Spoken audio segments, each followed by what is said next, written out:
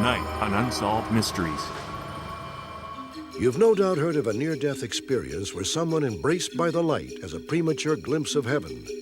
Tonight, meet a man who says his near-death experience took him on a tortuous journey to the depths of hell and changed his life forever. Rushing home after the birth of his first child, Steve Newton hit a wet patch of road. Then along came an unknown Good Samaritan. For Stephanie Booker and two friends, a moonlight cruise on a lake in Texas ended in a horrifying collision. Stephanie's physical scars have begun to heal, but the man who nearly killed her is still at large. He was a convicted bank robber. She was an elementary school teacher who helped him escape from prison. See how one of our viewers helped track them down. If you're a woman traveling alone, beware of this man. Police say he offers a helping hand on the highway as a prelude to kidnapping and murder. Join me for these intriguing cases. Perhaps you may be able to help solve a mystery.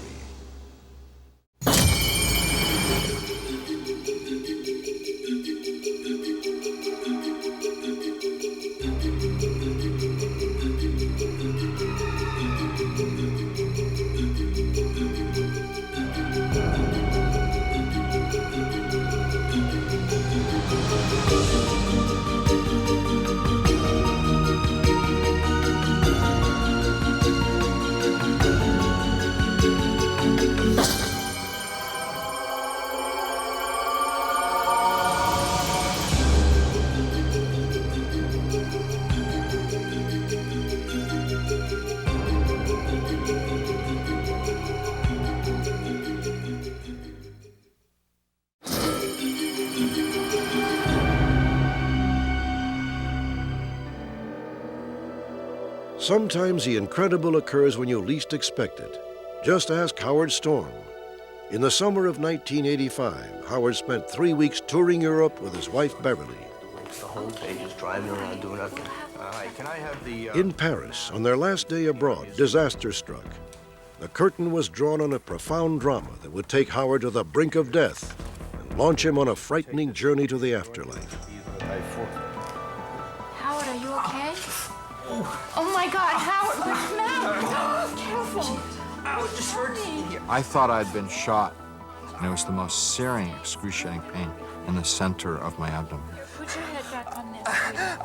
I was just panicked and full of fear. I couldn't think at all. Please, could you find a doctor, please? The doctor that came to the hotel and the two doctors that examined me in the emergency room at the hospital all said the same thing. That this was a very critical situation, and that if I didn't have the surgery within an hour, I would die. Howard's small intestine had ruptured. He was transferred to another hospital where the staff spoke only French. Now there were problems finding a surgeon. Is there not a doctor here? They didn't give me any medication whatsoever, no treatment whatsoever, and I was beginning to fear that I wasn't going to make it after a few hours. After 6 or 7 hours, I had a very strong feeling that I wasn't going to make it. And after 10 hours, I knew I wasn't going to make it. I love you. And I said to my wife, it's time for us to say goodbye. Don't go out. When Howard lapsed into unconsciousness, it seemed like the end was very near.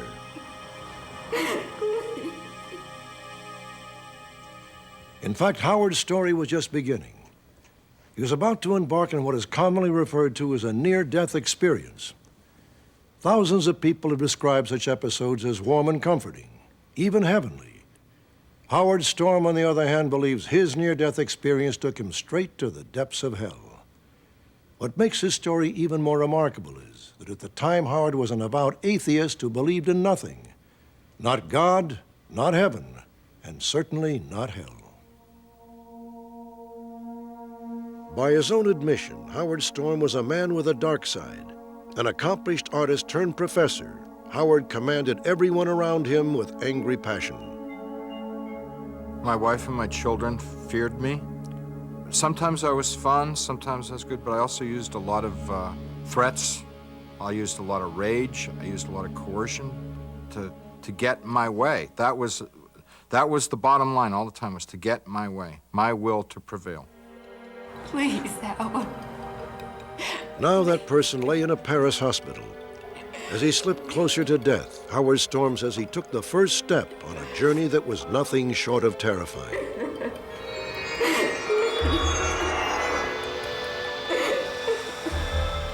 I looked at the bed and I saw myself lying in the bed.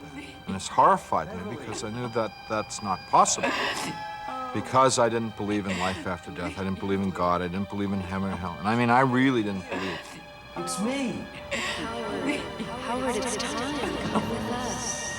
I heard people calling me from outside the room, and they were saying, Howard, Howard, hurry up, you gotta come with us. It's time now. Come with us, Howard. Howard, it's time. Come with me. I assumed that they must be hospital personnel come to take me to have my surgery. Where's my doctor? Come on, Howard. This way. And they didn't deny that, although they didn't confirm it either. We're waiting. As I walked with these people, I became increasingly aware that something was very wrong. Nobody wants to help me. Be quiet. And these people were getting more and more aggressive and cruel to me. Don't stop, Howard. Just keep going. We have to move along, Howard. Hurry. All I wanted to do now was to get away from them. We've been moving along, Howard. It was getting darker and darker. And they kept leading me on, standing in a circle around me, and there was really no way to escape from them. Don't hurt me! And they were scratching and pushing and pulling at me and began biting at me. And so I was starting to yell and scream and howl with pain, and they thought that was real funny, and they really liked that a lot. And that the more that they did, the better they liked it. It was worse and worse and worse to totally tear me apart, not only physically, but psychologically, emotionally. Your life is worthless. You're an egotistical piece of trash, Howard. You are nothing. In that place, I heard a voice, which sounded like my voice, say, pray to God. And I didn't believe in God. I said a second time, pray to God. And I tried to remember how to pray. He's not here. He's not here. The mention of God pushed them away from me, pushed them back and back into the darkness. So I just kept at it and kept at it. It's as if it burned them. He's not here. He's not here. They simply retreated into the darkness and were gone. And I was all alone in that place, left in my physical pain, my emotional pain, self-pity, and considering my whole life as sort of like, what was the point of ever living to end up like this? I'd never really accomplished anything very significant, and now I end up in this place of torment. Why was I ever born? And in that state of like complete hopelessness, I recalled myself as a little child. Jesus loves me, this I know, for the Bible tells me so. Little ones to him belong. They are weak, but he is And what was so especially powerful about it was that that child whom I had been 30 years before believed in something other than himself, believed in something greater than himself. And in that complete despair and pain and hopelessness, a small light appeared and got brighter and brighter and brighter. Help. Give us this day.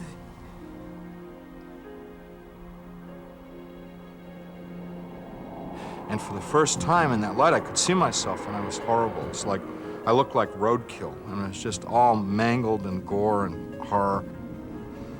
And I felt this brightness reach down and pick me up, and I was like all healed and whole and full of the most wonderful physical ecstasy. I was being carried by my new friend, this person of light. I'm aware that there's a tangible feeling of light and lovingness coming from the direction that we're moving towards. And he called a number of angels around us, and they showed me the effects that I had on other people, how it hurt other people. And I think to myself, I'm scum. I don't belong here. They've made a mistake. And then for the first time, he spoke to me and said, we don't make mistakes. You do belong here. Where are we going? Heaven? No, Howard, not yet. Howard Storm's journey to the other side was over. He says a mysterious figure instructed him to return to Earth and live with love in his heart. I can't. I can't. You can.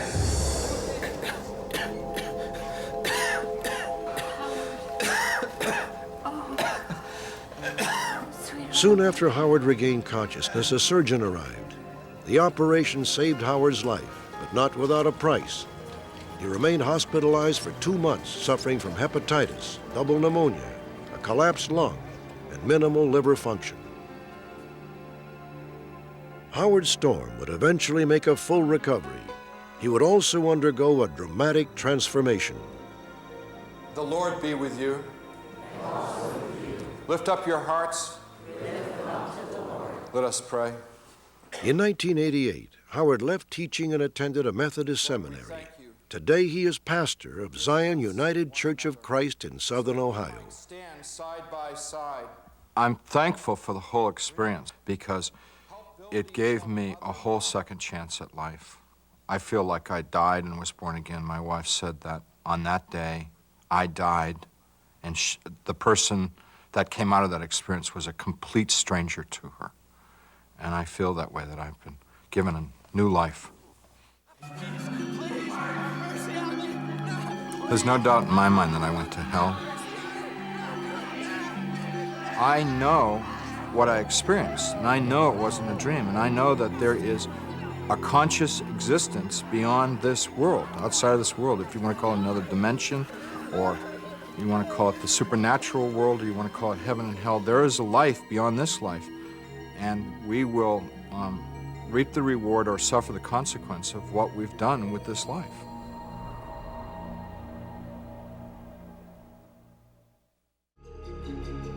Next, a stranger's helping hand becomes a fist of death for a woman in Virginia.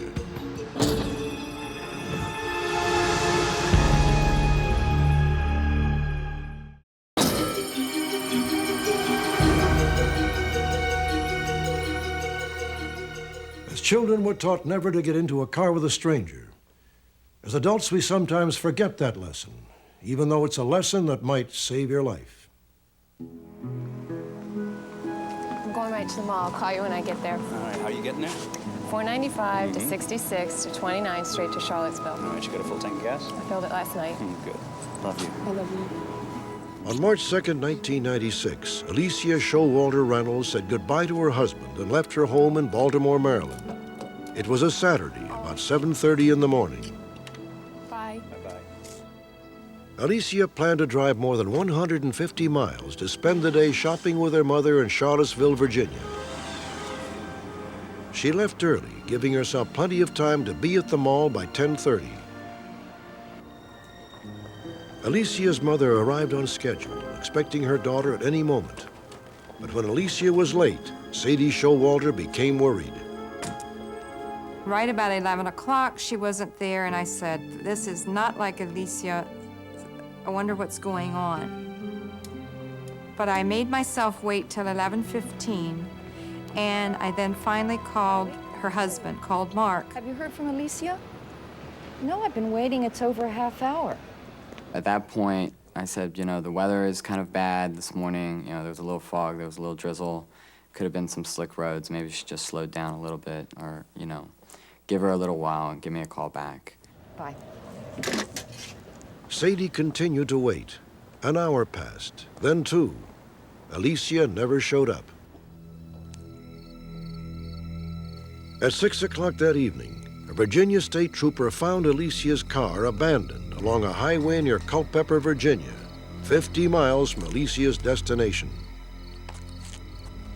A white paper napkin had been tucked under the windshield wiper, a commonly used signal of car trouble.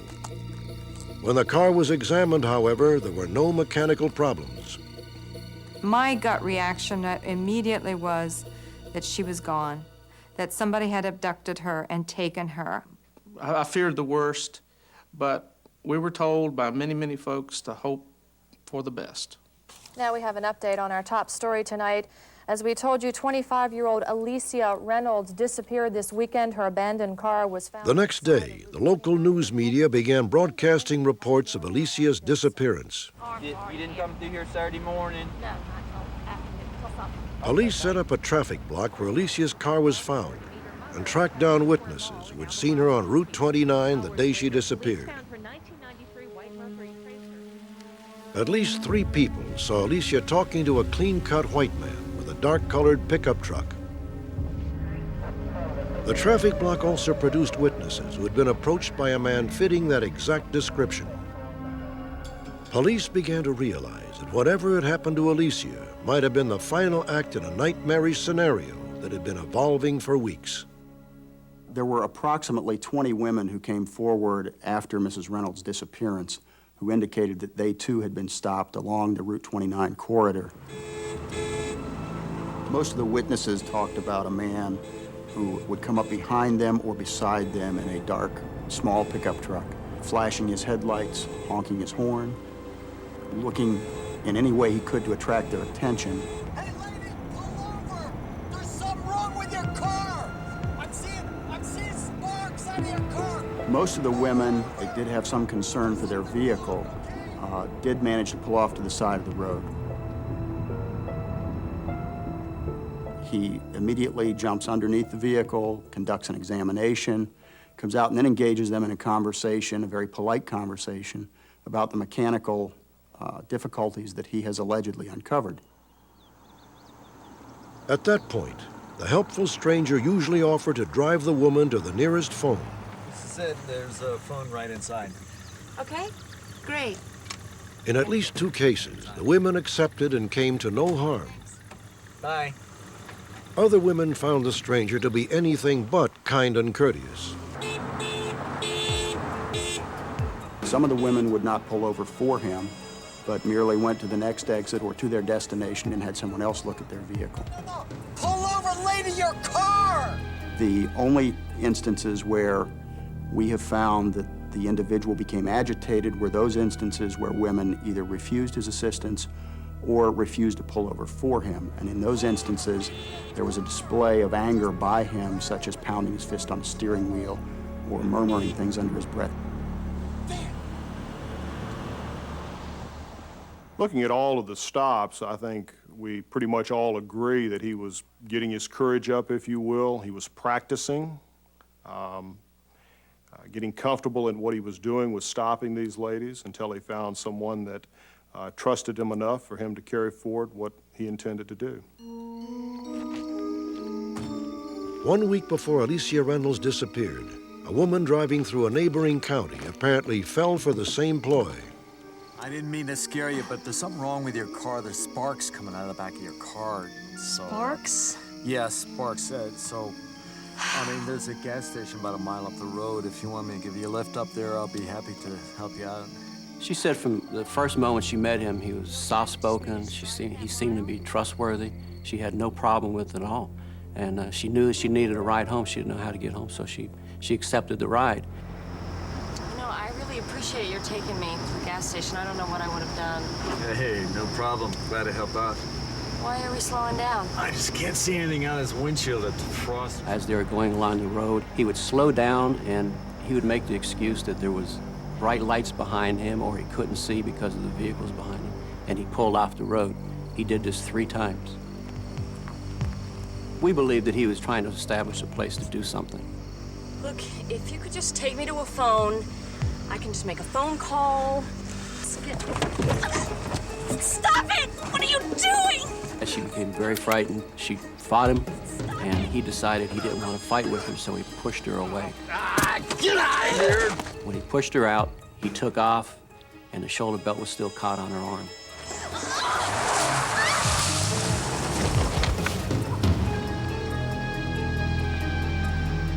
The woman broke her ankle, but she got away.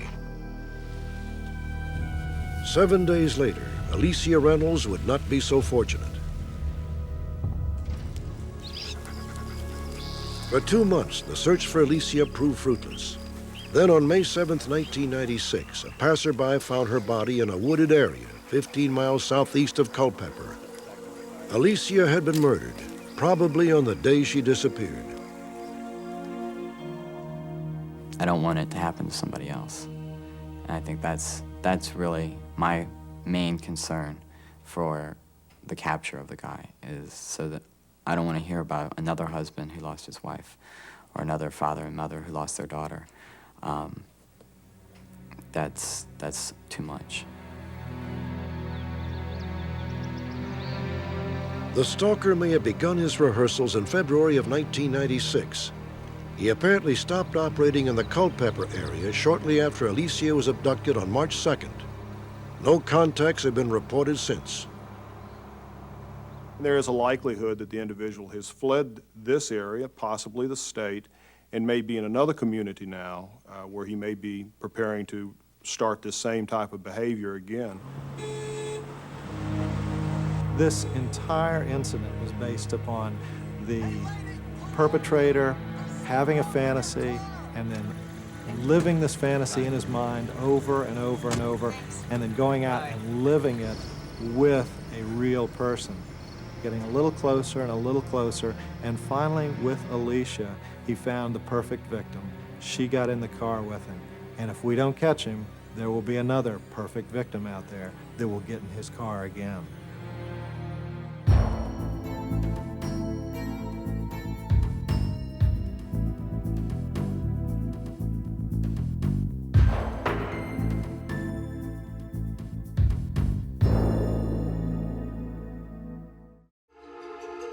Next, when a motorcyclist loses control of his bike, disaster is averted thanks to an unknown Good Samaritan. Also, an escaped convict and his wife are finally in custody after 11 years on the run.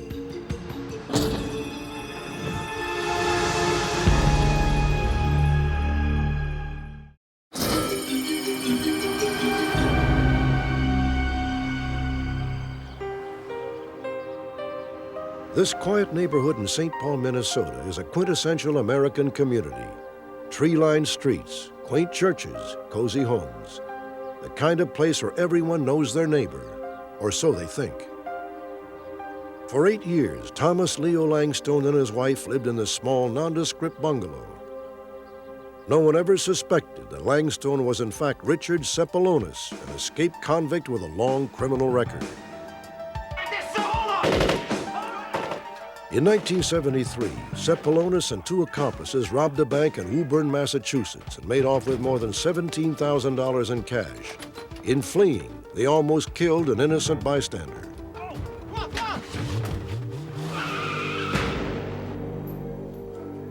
Cepolonis was convicted of bank robbery and armed assault. His sentence, 58 to 82 years in prison. Then he met Karen Walters. Karen was an aspiring teacher whose class assignment involved writing letters to inmates.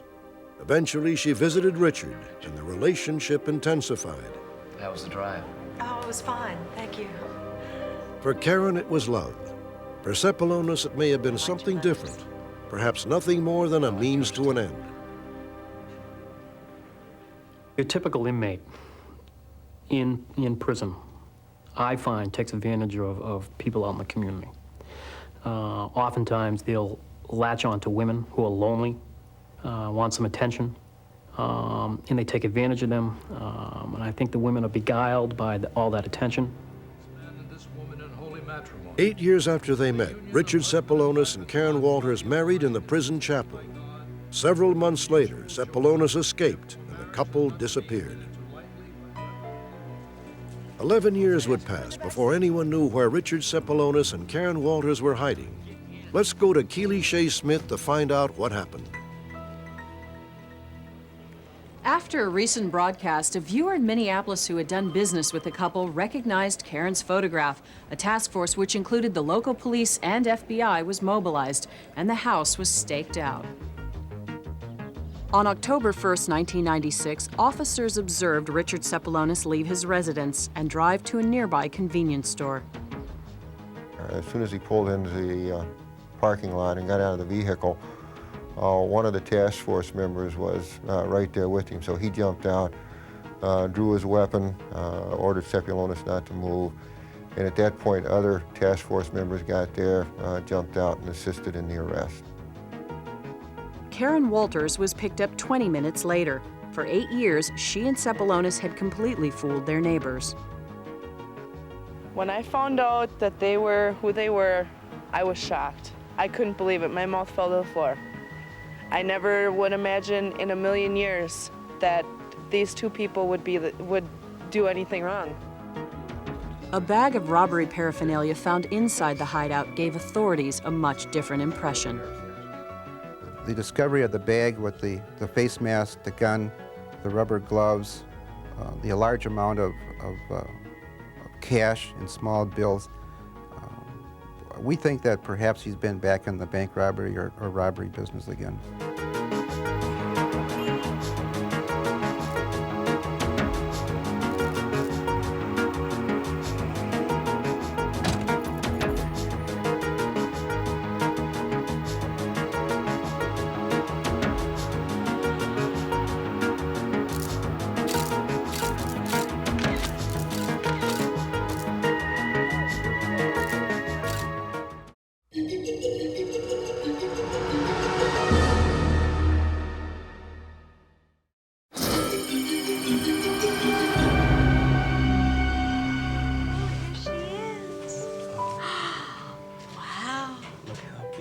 August 27th, 1995 was a joyous day for Steve and Sharon Newton.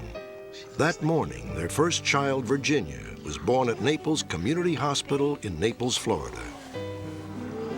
It was the most incredible thing I ever seen before in my life to watch this child being born, especially knowing that it was my child. She's got a lot of hair. That's what I always wanted to be, was a father, and that she was my world. That's pretty much how I felt with my wife, and you know, it couldn't have gotten any better at that point. Steve had come to the hospital straight from work the night before. At around 2 p.m., he headed home to pick up the family car. The ride to the small town of Immokalee would take about an hour and a half. Over the previous week, rainstorms had blanketed the area. Steve says it had cleared by that afternoon. But up ahead, disaster loomed. A deep pool of water had covered the road, creating a treacherous hazard. It looked like a mirage at first, but it wasn't a mirage, it was water. I remember thinking, this is it, I'm gonna die.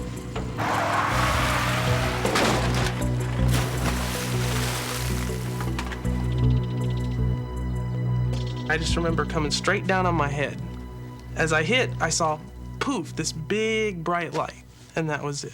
Then I was just completely out. Steve ended up in a drainage ditch, face down and unconscious. Death was just a whisper away. Are you okay? Can you hear me?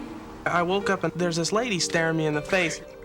I remember thinking that this woman was like an angel of some sort. She was just so peaceful, so quiet, so pretty. Away, and I'm gonna stay here with you until I get here, okay? You think you can get up? The woman, apparently a passing motorist, had turned Steve over in the water and saved him from drowning. She pulled him to his feet, led him from the drainage ditch and over to her car. I remember sitting in the car, and she was talking to me, and after a while her voice started to fade out. I remember that. And then I remember seeing these lights coming up the street.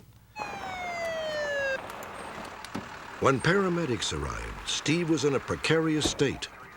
EMS, were you both involved in the accident? No, it was just him. Okay. Step back, please, ma'am. Sir, do you remember what happened? He appeared slightly confused, and he was hyperventilating. Okay. Where are you hurt? It's in my back and my shoulder. Okay. The woman was there initially, and since his answers were somewhat disoriented, I asked her what she had found on the scene, and she said that he was face down in the water at the roadside, and when she initially went up to him, he was unconscious at that time. He wasn't answering her at all. He easily could have drowned if she had not pulled him from the water. The stranger stayed at the scene until Steve was taken away. She gave a statement to police, then disappeared without leaving her name. How you doing, sir? Do you remember your name? Steve. 1, 2, 20 minutes 3. later, Steve was brought into the same hospital where his daughter had been born just hours earlier. I kept telling him the whole time that, you know, tell my wife I'm sorry. And they didn't understand what I was getting at, but I was really getting at the fact that if I died, I was really sorry that, you know, it shouldn't have happened like this. More than a year has passed since Steve Newton's brush with death. He is now on disability because he suffers from occasional seizures. But if not for the mysterious Good Samaritan, Steve Newton wouldn't be here at all. She helped him stay around to be a father to our daughter. I mean, if she wouldn't have helped him, he might have died. And then my baby wouldn't have a father. You know, that's basically why I want to find her. I just want to thank her. I'm just glad to be alive now. I never thought about life before. You know, I'm here and I'm always going to be here. Now I just thank God for each day. I always knew tomorrow was coming. I always knew that next week was coming. And now I don't take that for granted no more because it could just end just like that.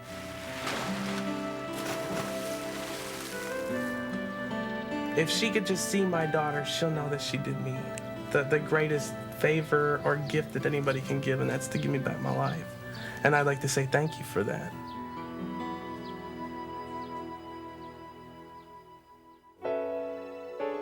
With the help of our viewers, Steve Newton recently had a chance to do just that. Here's Keely Shea Smith with the details. Bob, a woman in Florida recognized the story as one she had heard from a co-worker named Tammy Dodson. After the broadcast, Tammy's boyfriend discussed the case with one of his co-workers, who happened to be Steve Newton's father-in-law. It soon became perfectly clear that Steve's mysterious Good Samaritan was, in fact, Tammy Dodson. On January 31st, 1997, Steve and Tammy met face-to-face for the first time since the near-fatal accident. As a special treat, Steve brought along Virginia, now 1.5 years old. Nobody's ever gone that far to come to thank me. And he kept saying that I was his angel. I've never been called an angel before, far from it. But it just, I mean, it made me feel good inside to know that I've done something that's helped somebody so much. Steve and his wife Sharon, now expecting their second child, were finally able to express their gratitude to the woman who had saved Steve's life. I owe her everything. And there's nothing that I have I can give to her, you know, to just say thank you. Right through here it started. Before the day was out, Tammy and Steve returned to the scene of the accident, all too aware that Tammy's simple act of kindness had changed both of them forever. It makes me want to do more for other people. Now, if someone's in trouble, I would go that extra mile, you know, to that extra, just to help that person. I just wanted to hug him. I was so glad to see that he was okay, and the baby and everything. I was just thrilled that he was fine.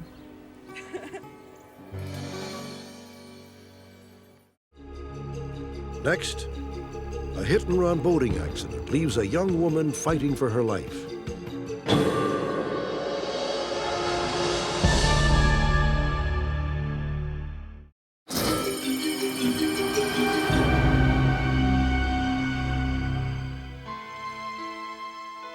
This is Stephanie Booker of Dallas, Texas, as she appeared in 1995, before this happened.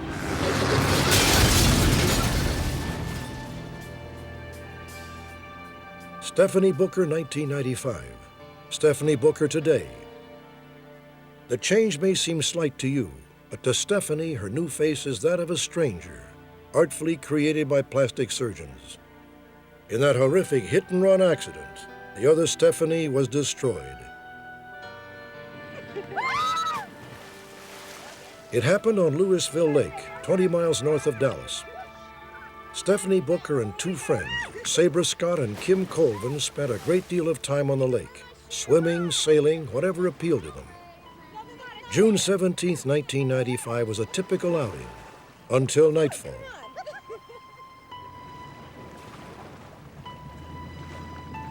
After a break for dinner, the three friends decided to take one last cruise beyond the breakwater. Look at how it's nice so that pretty. is. That's great. Guys, it's late. We gotta get back. Near midnight, the young women headed back to the slip. Kim, it's really dark. Can you help me up front? They slowed down as they entered the marina, maneuvering through a no-wake zone that prohibits boaters from going more than 5 miles an hour. Then, 100 yards away, a speedboat raced out of the darkness. Stephanie and her friends never had a chance.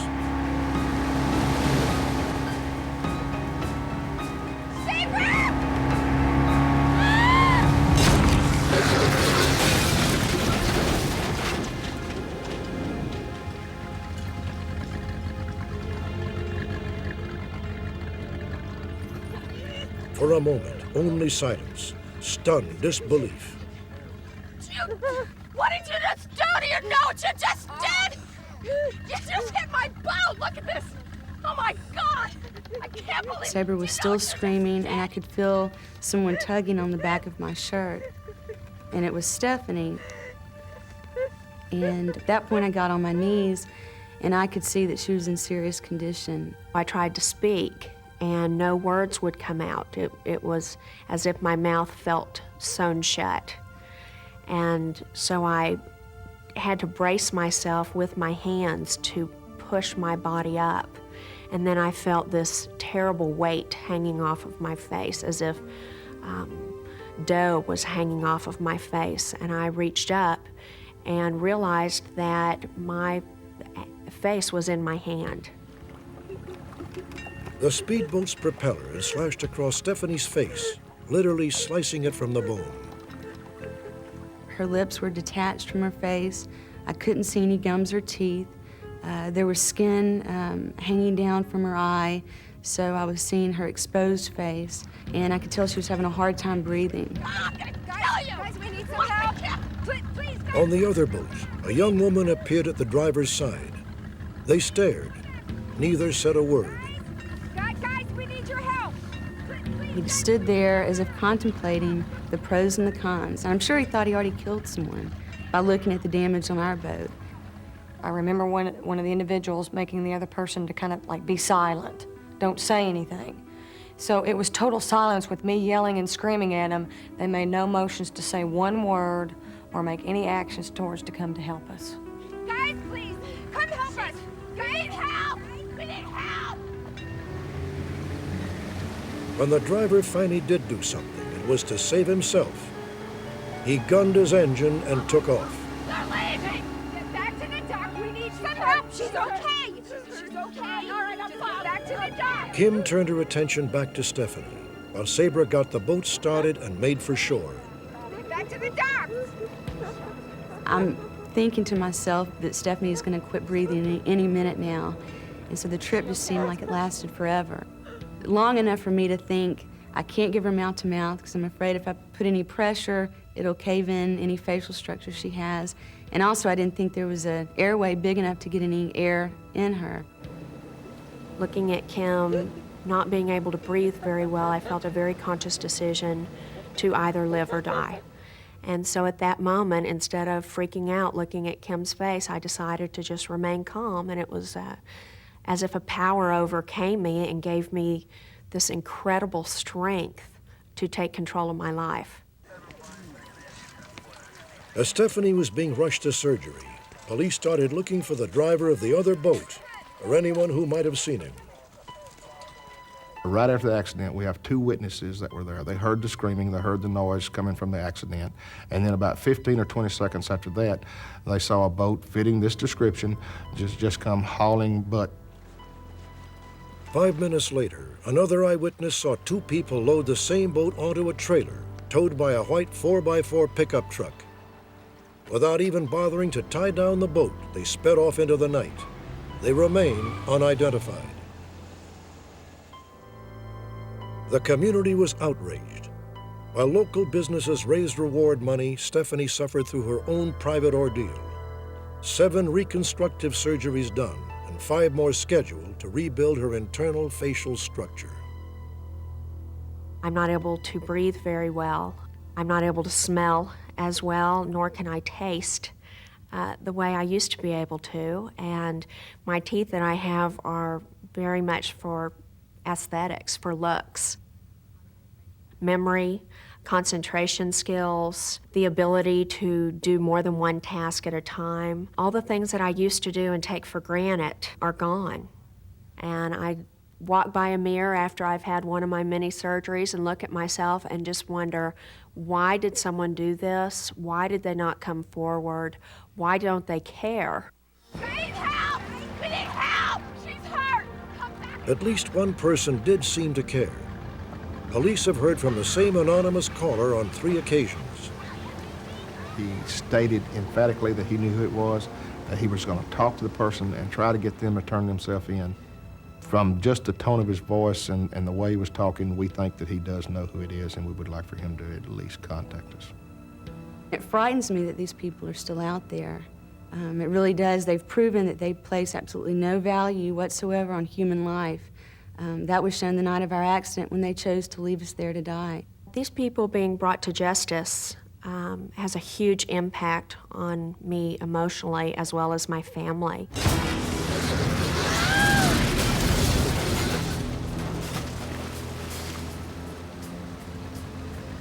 My feelings towards the people in the other boat was I felt very sorry for them. It had to be devastating to cause an accident like this. However, they do need to do the right thing and come forward so that I can move on and try to work on myself emotionally and get back as close to normal as possible. The suspect's boat is a Miami Vice-style speedboat with a single-engine Mercury Cruiser outdrive similar to these. It is 25 to 30 feet long and painted white with teal-green markings. The fiberglass shell was probably damaged on the starboard side about 5 feet from the stern. The motor would have had damage to the outdrive, gear case, skeg, or gimbal ring. It might have been brought in for repairs or sold sometime after June 17, 1995. The driver of the speedboat was a stocky, muscular, clean-shaven white male with light hair. His companion was an athletic-looking woman with very long dark hair. They drove a white 4x4 pickup truck.